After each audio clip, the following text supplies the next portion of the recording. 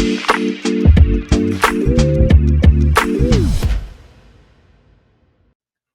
right, we're back here on the Chase Most podcast. First timer on the program as we continue to wrap up our Supercross coverage here on the Chase Most podcast and the Blue Wire Pod Network. All kinds of great shows. Greenlight, Chris Long. We've got Road Tripping with Richard Jefferson. The network continues to grow and we continue to expand. And with that expansion is Supercross because the season's underway. Anaheim's happened. Oakland's happened, which we'll get into. Tampa's happened. And as we start to learn more about where this season's going to go, I have a special guest here. Cade Clason is here. Cade, good afternoon, sir. How are you? I'm doing good, man. I appreciate you having me on the show. Thanks for being here. If you had two S's in your last name, I think it'd be Clason. I think you would have a much more like it's very close. When you read your name, you have to do a double take because I don't know if it's a baseball thing with me, but it's one that it's Clason. Could that be your alter ego when you win? You're like Cade Clason, and then it's Clason when it's not. It sounds very French, very formal. I like it. I like it. Cade, so when we look before we get into just your background and your story as a driver here in your awesome 2022 season, I want to start when you look at Tampa over the weekend. The most exciting part for you was what? Back at Tampa, it was, man, the rain made it interesting. Mm-hmm. The last corner pass with Hunter was quite interesting. Mm-hmm. And then the last minute charge by Coop to get into the lead, that was a big one as well. Tampa was exciting, and then this past weekend Oakland was it was exciting too. I mean, it was one of the gnarliest tracks I've ridden in a long time. They built it, simple as put, gnarly. Everything's steep, and to us, when they build stuff big and steep, that's what we want, and it makes for a good show. So the track was definitely the most challenging part in Oakland. But I mean, when you've got Cooper Webb coming from 10, 12 seconds back and then almost winning, on the last lap, that was awesome. And then Jet Lawrence just being Jet Lawrence and being the phenom that he's growing into is impressive to watch every single weekend.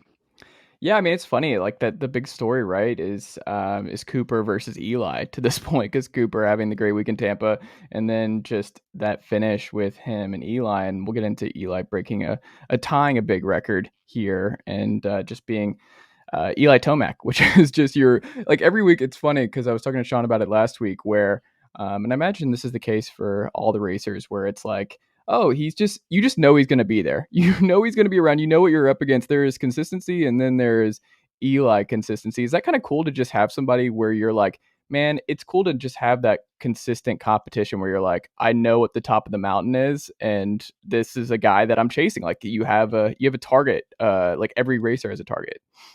Yeah, he's good for sure. He doesn't miss many races. I think in the last, 5 years or so, he's maybe only missed 1 or 2 races, which is crazy. This year, do 31 races. So I mean, that's 31 weekends away from home, 31 weekends flying. That's a tough schedule. Our races are no joke. They're pretty taxing. So it's impressive to be able to say, you've gone and done 31 races at the end of the year and you've made it through all of them, and to not just do them, but to do them at such a high level like he does. It's interesting when you mentioned the term gnarly to describe Oakland. Why do you call it that, and why do drivers, racers, love gnarly tracks? I'm curious about this. So each week we get a completely different track. Dirtworks, the company that comes in, builds our tracks each weekend. They do a fresh design each weekend and even every year as we go to the stadium. So you're never going to see the same thing twice. And when they build that, depending on what the dirt's like, whether it's like a hard clay or like a soft, like loamy mix, I'm a dirt nerd. But they can do different things with it. But then not just build it, but then as it breaks down and we ride it, every lap the track changes.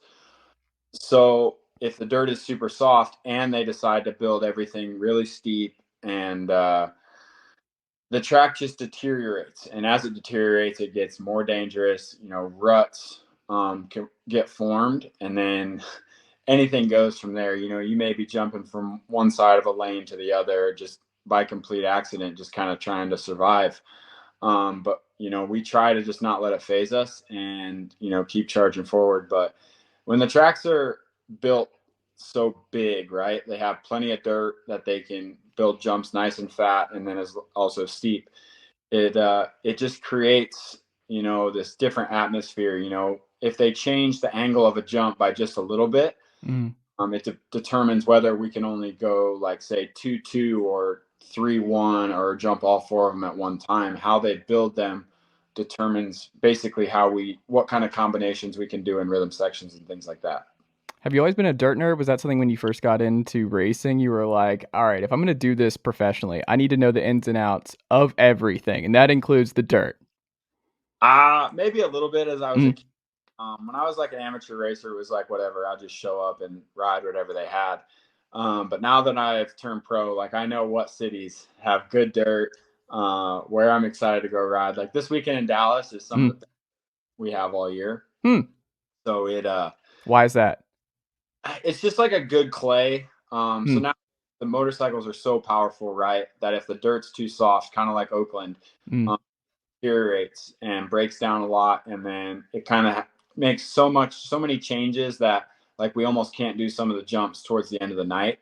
Dirt in Dallas is just phenomenal. It packs well, but it also has a lot of traction, so they can build really big jumps. They can build big obstacles that are challenging for the riders, and they'll withstand all of the racing that they're going to see.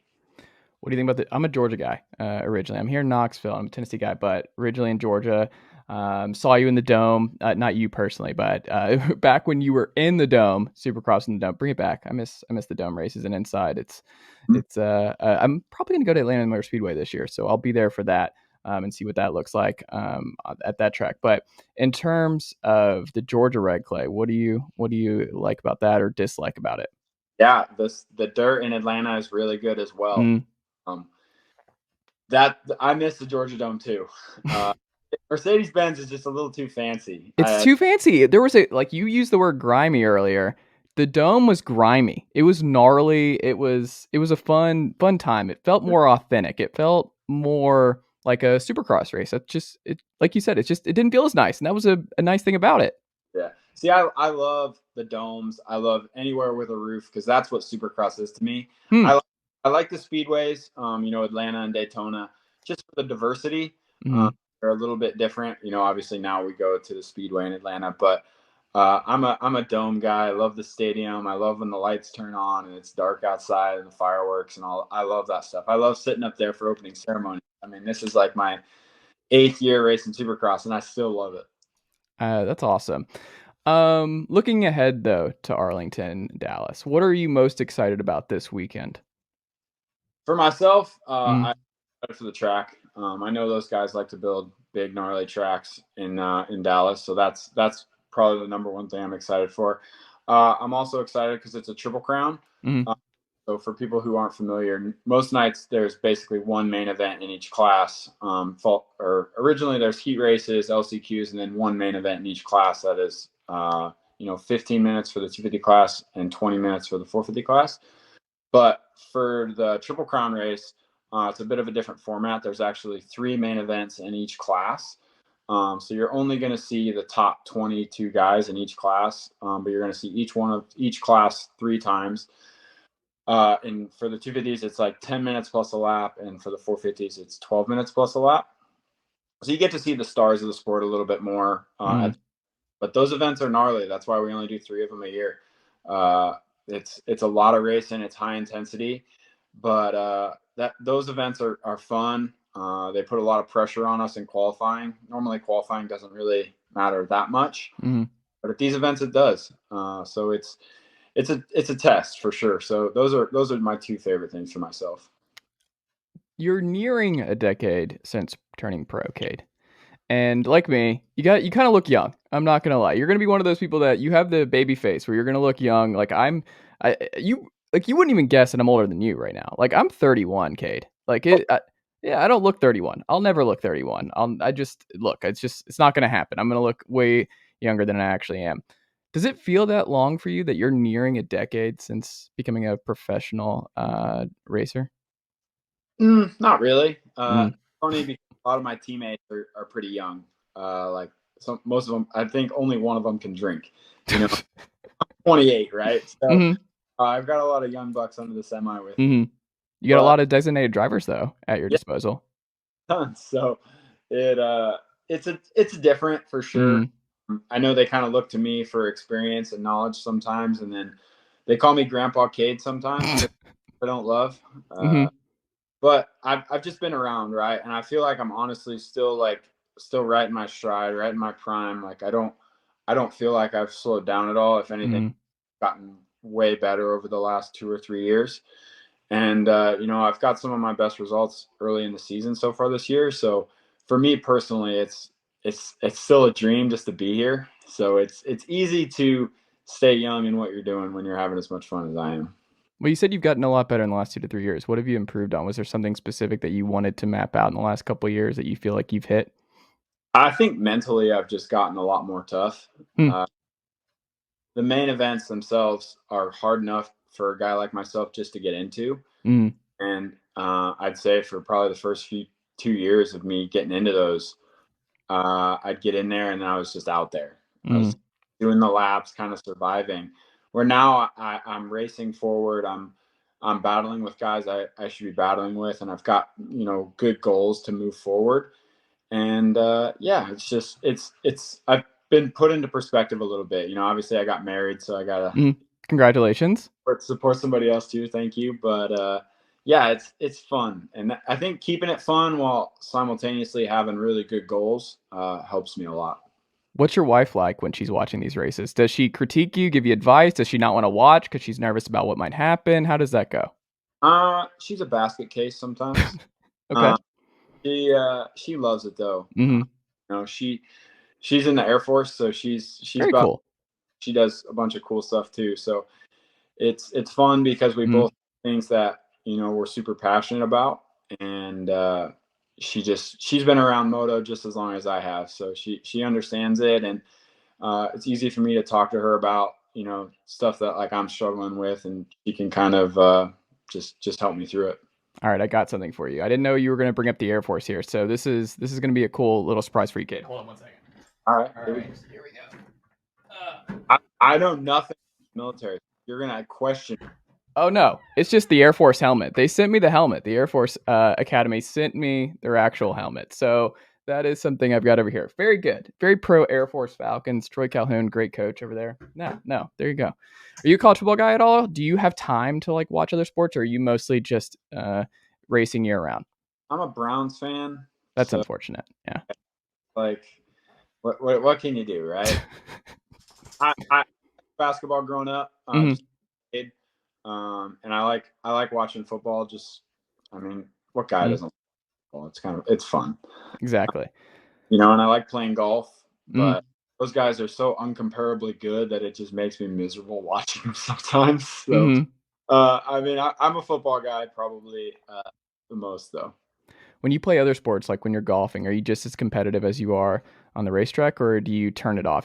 Can you turn that competitiveness off? Oh, yeah, I'm extremely competitive. Yeah, there's no gimmies or free putts when you play golf with me and my friends. Okay, I like it. Who's the worst golfer on the that you've played that you've raced? Who like on the tour right now? Who would you say is the worst? Oh, probably Alex Ray. He's like Okay. one of my friends, but he is so god awful at golf. It is terrible, and he plays more golf than any of us. He just hasn't gotten Oh into. no. Yeah, Are we talking just he can't shoot very far? Is he a bad putter? What's happening here? where it's gonna go? It's either going through someone's window Uh or huh. the other person's yard. You never know. That's wild. With so many young guys that you talk to, and that you're kind of like they call you Grandpa Cade and stuff. But like, what's the most common question you get from those guys? What do they want to know from you? I think I can just come to a track. I can kind of analyze it. Like I said, hmm tracks every weekend. So the first thing we got to do is get there, see what kind of jumps we're gonna have to do, see what combinations and all that sort. And I think just breaking down a track, I can break it down pretty quick and kind of know what to expect later in the night. Like, oh, Mm, this might not work early in the day, but later in the day, we're probably gonna have to jump from there to there and do this and um, things like that, right? mm. I tell the kids how to go fast. I can barely figure that out on my own. It, I think it's just that, like, showing up, knowing what your job is, how to be prepared, how to stay calm. It's easy to get there and kind of freak out. A lot of these kids, they'll go to local races before their first Supercross, and it's just friends and family, and then they go to their first Supercross, and it's a sold out stadium, and there's 40, 50,000 people there, and it's like, oh my gosh, like what am I doing? It's a Mm. completely different atmosphere, but being able to show up and just focus on yourself and do your job is the most important part. What are you thinking about in the middle of a race? Are you thinking about anything? Is it just wiped? Do you even do you just black out as you're racing and you're just so focused on the task at hand that you're not thinking about where does your mind go? It's funny you say that because normally, yes, I'm like laser focused. The only Mm, thing I notice is like if the crowd erupts mm, pretty loudly, I might take a peek over, like look for either yellow flags or mm, flags like that tell us that somebody went down or crashed. But other than that, I'm usually pretty locked in. It's funny you say that because yesterday I was watching footage of me riding with my wife. I was mm, like, what's funny? I hit one of the big triples. We go like 30 feet in the air or something. mhm, Kind of paused it, and I was like, what's funny? When I jumped this today, I had a thought. I wonder how many people have never been this high off the ground. And mhm, it's funny because I take it for granted because I do it 50 times a day. I'm mm. 35 around on a motorcycle, which is pretty cool. Do you remember the first time you got super high as a kid where you're like, "Oh my god, this is kinda wild." Yeah, I do remember. There was a big jump. There's a track right by my house called the Mm, Apple, and they had this big jump called the Widowmaker, and I was probably 12 or 13 years old, and there's a photo on my dad's fridge of mm, jumping it on like a little 65, and I was like the only kid who jumped it, but I was pumped. You mm. were as the trees, and it was cool. I remember jumping that for the first time like it was yesterday. Did you always wanna be a racer? Um, no. I think at one point I thought it was gonna be too much work and I wasn't good enough. Mm, And then probably not till I was like 15 or 16 did I really get some sort of work ethic and mhm. hey, this is kind of fun. Like I might be able to do something with this and start training and get good enough that I could, get sponsors and things like that to make it to the next step. Because, without, all these people on my shirt, I'm not going racing. So it's Yeah, team effort, but you also have to put in the work just to get there. very cool. Who were you the biggest fan of growing up? Who was your guy? I liked Ricky because he Mm, had really gnarly work ethic. If he had to run through a wall, he'd run through it. And then, James Stewart, he just had raw talent. He's mm. so incredibly fast and loose on the bike.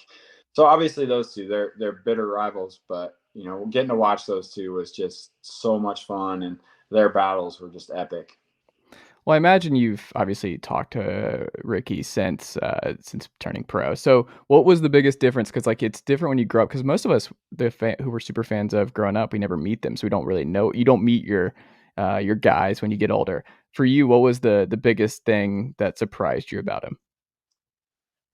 Obviously TV stuff now. Mm, The fact that he's basically taken his work ethic from moto and like how hard he worked at that to how hard he works at the TV stuff mm, now.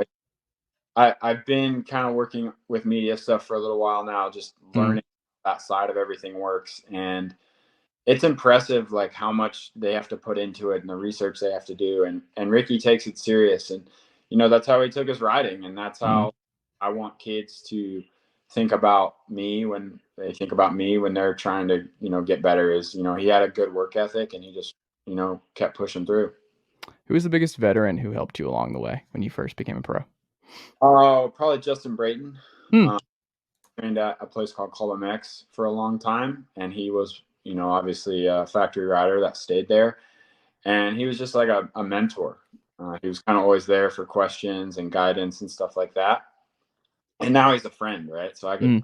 call him whenever I want. And, I'm at the level now where it's like, oh, I've got a few of those guys' numbers in my phone that if I need something, I can call and they can give me a piece of, advice or just give me some wisdom that I may not have, which, like I said, I'm 28 and, these kids think I know it all and that Mhm. I help them, but there's plenty of stuff that I have clueless about that I still have to ask them, for all the help.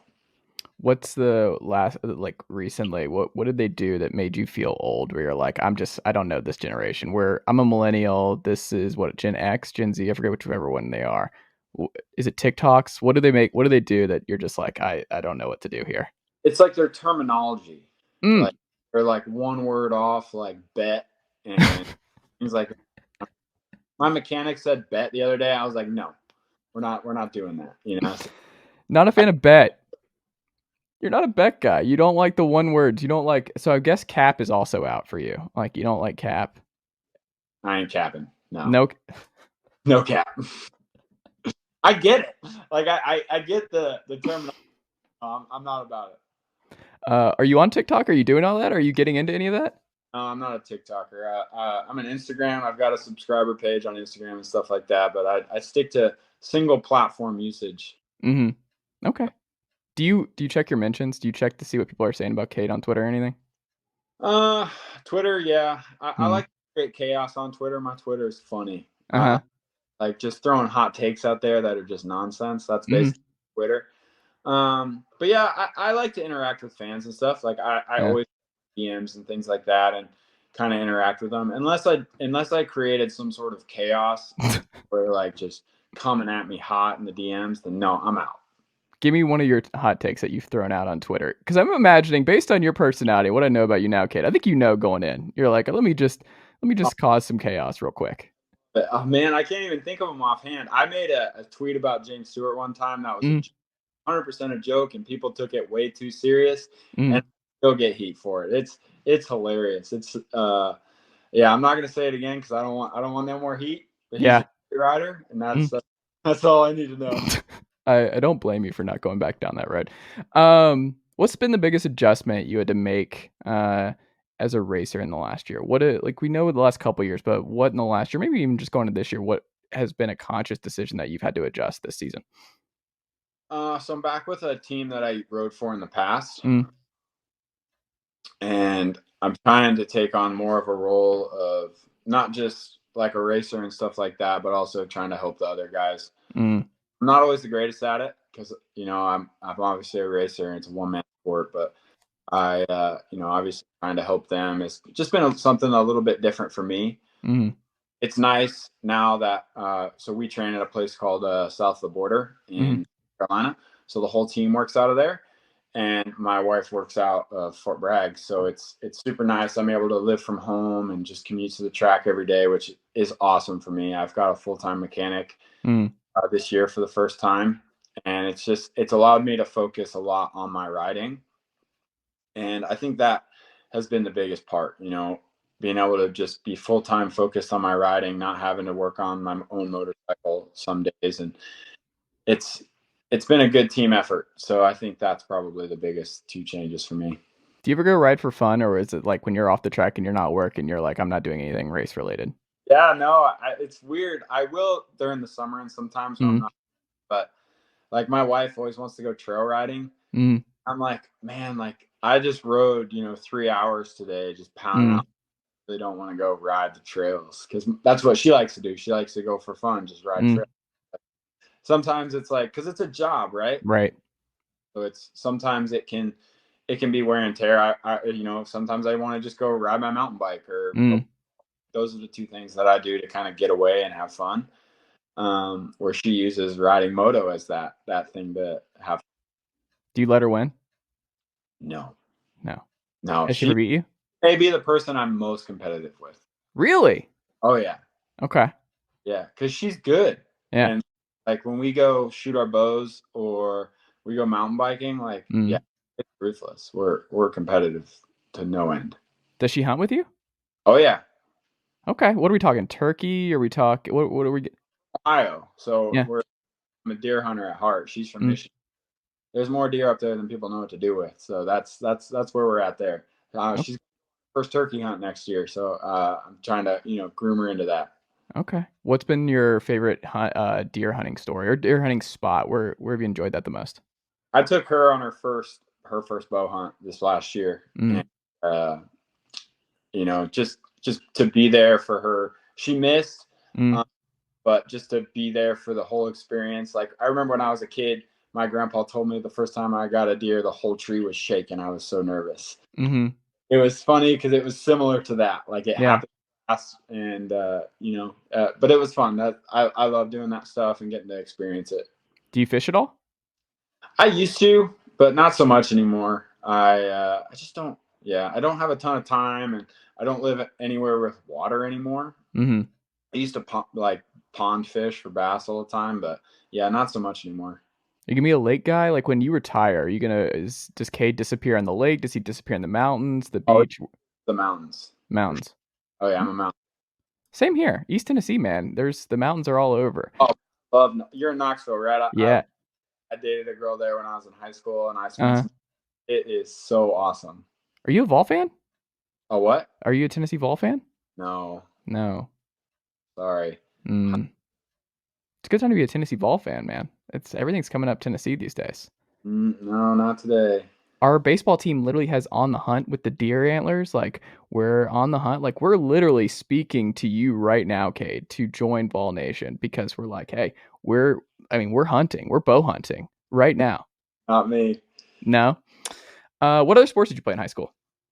I played basketball a little bit. I was Mm. homeschooled from my sophomore year through the end of high school. So Was that because of racing?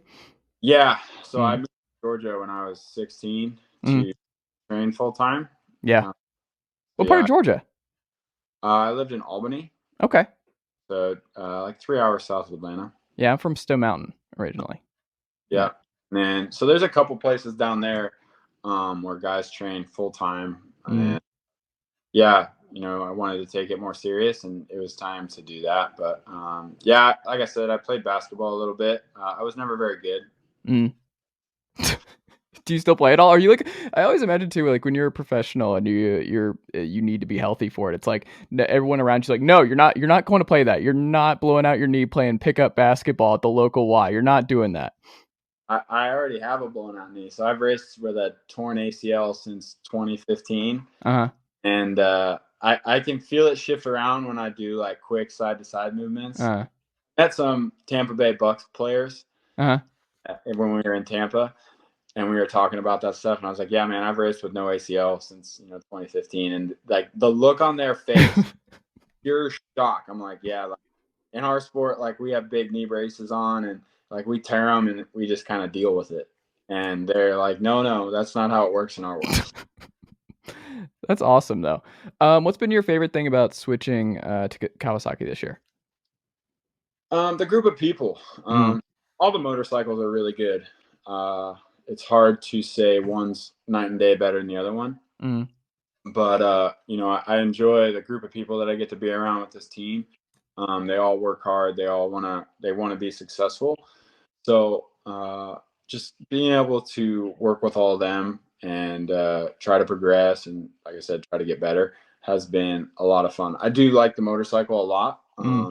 Fun because in the last year I rode a Honda for part of the Mm. year, I rode a Yamaha, and now I'm on a Cowie. So I've pretty diversified. Mm. I know what motorcycles kind of do what and what to look for, and trying to make one do one thing better to be more like the other one or something like that. So it's something that I've experienced that I think I've got a good taste of like what they all do. If I were to poll like the rest of the racers right now, if I asked Eli, if I asked Jed, like I went around the group and I was like, hey, one thing about Cade, what's the most when I say Cade Clason, what's the first thing that comes to mind? What do you think is the most common answer they gave me? Oh, just carefree, Mm. probably kind of loose and goes with the flow. Mm-hmm. Yeah, probably something like that. I don't know. I'd love for people to say that my work ethic is up there, but Yeah.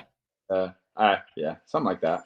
So you're the good vibe guy. Like you're the good vibe guy. You're a linchpin here because you keep everything. It's like, look, it's a long season. Like we're all having fun. Like you need that. You need the positive energy. You seem like a positive energy kind of guy.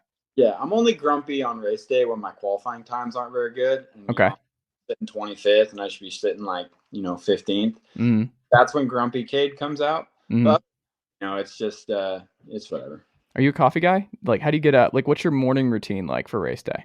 If so, I did some overseas races this Mm. year, and I got a bit of a coffee addiction and became a little bit of a coffee snob. So Mm. limited to a cup a day now. Like whenever I'm making coffee or something like that, either my wife or I make it in the morning, and that's all I'm allotted for the day.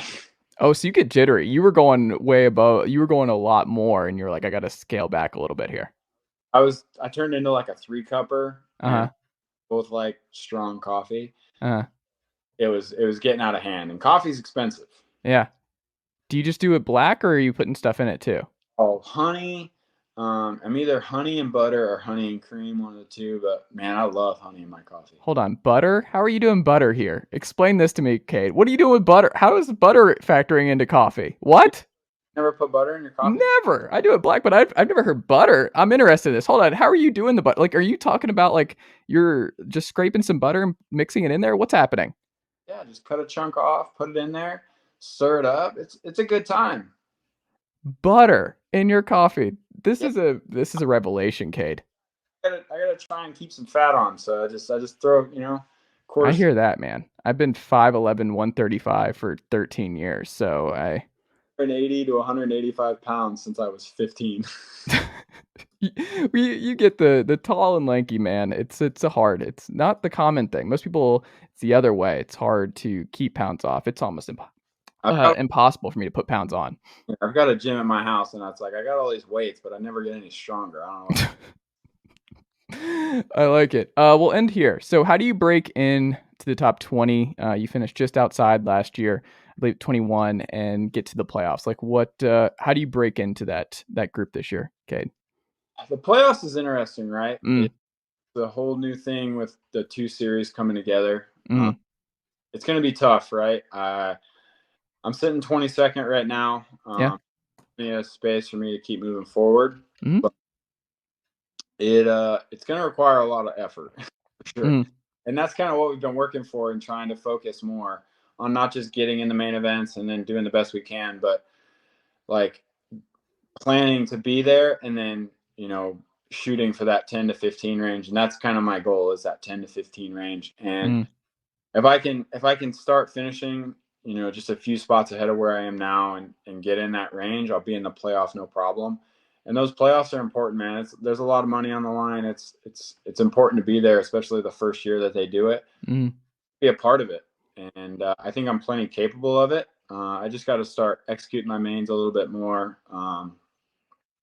Hitting the fade button just a little bit later in the mains, and Mm. then maintaining. Sometimes I hit the maintain button a little too early. I love that.